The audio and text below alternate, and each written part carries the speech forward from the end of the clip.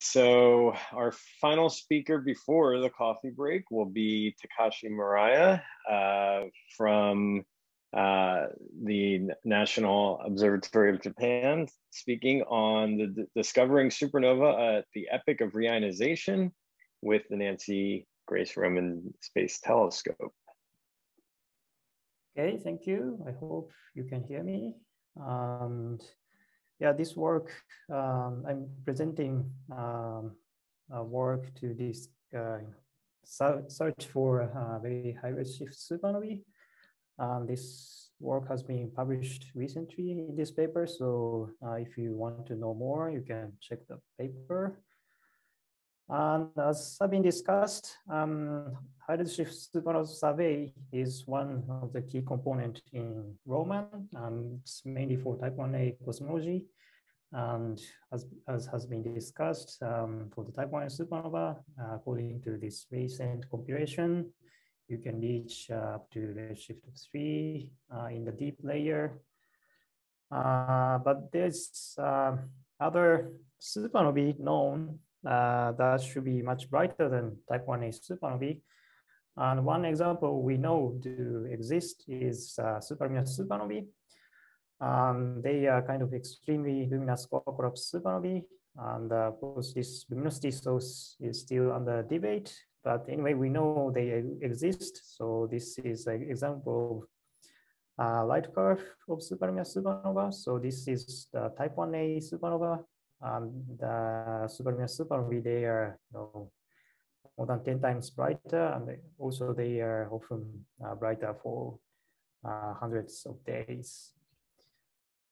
And another interesting supernovae that are predicted to be very brighter, much brighter than type 1a supernovae is high instability supernovae.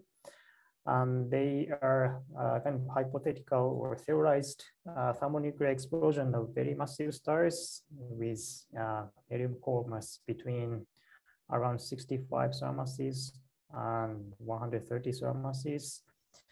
And again, this is a predicted light curve from Duncan, and this is type 1a supernova light curve for reference. And these black lines shows the predicted instability supernova light curves. And as you can see, they become much brighter than type 1a, and they are bright for hundreds of days. So if we think of these Roman filters, these relatively broad band filters, which will be on board in Roman, and we can use these filters to see how faint or how bright they become in these Roman filters. This is for pair stability supernovae. So these are based on Duncan's models. This is superluminous supernova based on the template to match standard or kind of average superluminous supernova properties. If we look at these light curves, then we can see so this is in F213 bands. But if we can go down to like 26.5-ish or 27, then we can see that we can observe these high redshift PI supernovae even beyond redshift of 6. And also superluminous supernovae, we can also reach the redshift beyond 6 if we can go down to 26 or 26.5 or around these limiting magnitudes. So we have a potential to discover these luminous PI supernovae and superluminous supernovae at epoch of reionization, which is very interesting because as I have shown, PI instability supernovae and superluminous supernovae are probe of massive stars. They are explosion of very massive stars. And so they can directly inform us of massive star properties at the epoch of reionization. Of course, one of the big questions we have now is what the main source of reionization. And one suggested, or one important source of ionizing photons is from massive stars. And it has been suggested they may be, the IMF may be top heavy at the epoch of reionization, helping reionization. And by detecting this supernovae at the epoch of reionization, we can constrain massive star properties at these epochs and constrain the contribution to the reionization. And also, PICB supernovae, they have been theorized, but we haven't discovered very confident case. There's several candidates existing, but there's no confident PICB supernovae discovered so far. The PICB supernovae is kind of a fundamental prediction, or it's kind of this kind of explosion should exist if we believe in current stellar evolution theory. And they will affect like black hole mass distribution, which can be constrained by the gravitational waves because they don't have any black hole remnants and so on. And these PICB supernovae, because they need to have massive core, they preferentially exist at low metallicity. So supernova survey at higher redshift, probing low metallicity environment has more potential to discover them rather than having supernova survey in the local universe. And of course, there's many interesting stuff behind in this explosion. So in this work, we investigated survey strategy to discover these interesting supernovae at high redshift, especially redshift beyond 6. Again, back to these light curves. If we look at these light curves, actually they are extremely bright. Like some of them are much brighter than the Roman lifetime, actually. So we don't need to have high cadence. So every year or every half year, image will be good enough to find these PICB supernovae. Supernovae, they tend to be a bit fast evolving, but still half year or 1 year survey can discover them at redshift beyond 6. And we started this investigation by looking at color magnitude diagram. And the reason is this will be, so these PICB supernovae and superluminous supernovae at redshift beyond 6 is very rare. And we want to have an efficient way to identify them among many other supernovae, like type 1a supernovae at relatively low redshift, and also some core supernovae can be contaminating our sample. So these 6 figures showing the color magnitude diagram for all the possible 2 filter combination in among the 4 filters we have in Roman. And this shaded region with blue is a region where type 1a supernovae will sit in this diagram. And this also takes into account the reddening and so on. And this other like magenta shade is those regions with type 2 supernovae. And these red dots are where PICB supernovae beyond redshift 6 is expected to be, and superluminous supernovae beyond redshift of 6 is shown with orange color. And as we can see with these 3 combinations, we basically cannot distinguish local relatively nearby type 1a supernovae and core supernovae from this high redshift one. So they are not good combination to efficiently find these candidates in color magnitude diagram.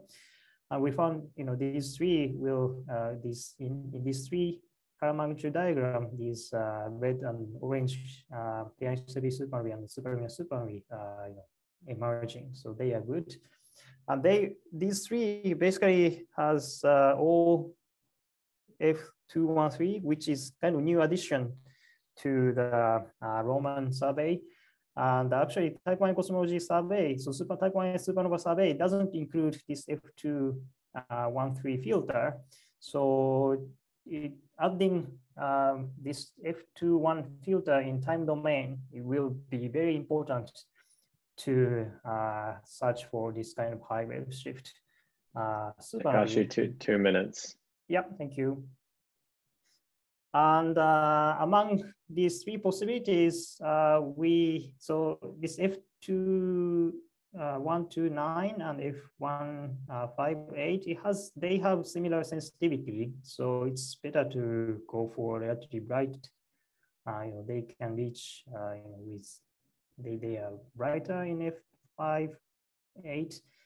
And if we use one F184, these superluminous supernovae are not much different from type 1a, and also it takes more time to go deeper. So in our investigation, we concluded that a combination of F158 and F213 will be the best option.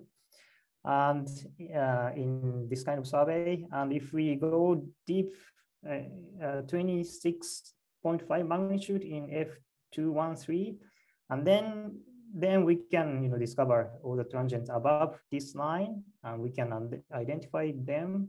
And then if we have image in F158 down here, then those detected in F213 and those are not detected in F158 will sit in this region, which is basically dominated by this high redshift supernovae we are interested. So we suggested we need to have at least this limiting magnitude in this band to identify PNHW supernovae and superluminous supernovae. And we did some simple survey simulations and with different cadence, and we get numbers for PNHW supernovae and superluminous supernovae with both some assumption in star formation rate and IMF. But if we do 10 square degree survey in 5 years, then we expect, let's say in the 1 year cadence, then we expect to find like 20 PNHW supernovae and a few superluminous supernovae beyond redshift of 6. And they are redshift distribution of this discovery, and because of the magnitude PNHW supernovae, it's maximum we can reach is 7. But the superluminous supernovae can be brighter. But just number density we have, I assume is not large enough to have many number, but this is kind of uncertain, so it can vary depending on the rate. Sorry for running out of time. So basically what I want to emphasize is having this F213 filter will be very important and will be very interesting addition to the time domain survey, especially for high redshift supernovae, and Roman early definition astrophysics survey for this kind of high redshift PNHW and superluminous supernova survey has been proposed by our chair, and he's talking about this on Thursday, I believe. Thank you very much. Okay, thank you very much, Takashi. Any questions? I do not see any in the chat.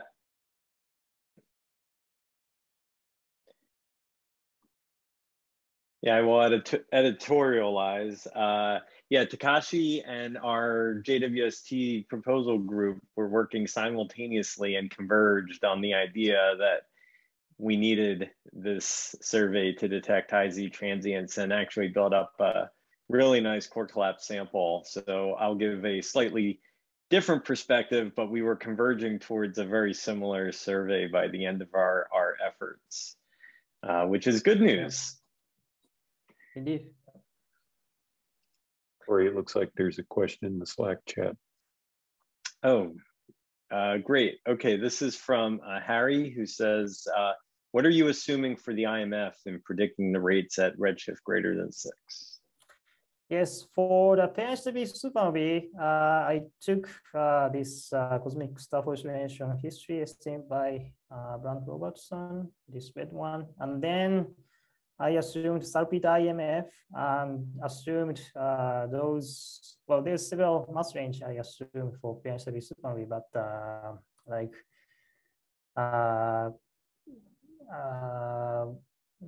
it's above 200 solar mass.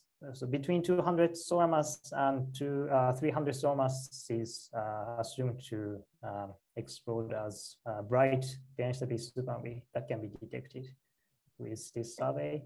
And for the supernova, we didn't assume any IMF, and we just extrapolated the nearby rate based on this star formation history. And I'll add to that, Harry. The interesting thing is, I believe that a well-executed survey will be able to distinguish between different IMFs as a function of redshift if these approximations are off. So you can fit different models. Of course, the IMF could be top heavier at redshift of 6, beyond 6. Then we may have more of them. So maybe salpid IMF could be a bit pessimistic in that sense. Anyway, we can check these by observing these supernovae. Yep. Okay, we're 3 minutes over, which is pretty good for my record. So let's take our break.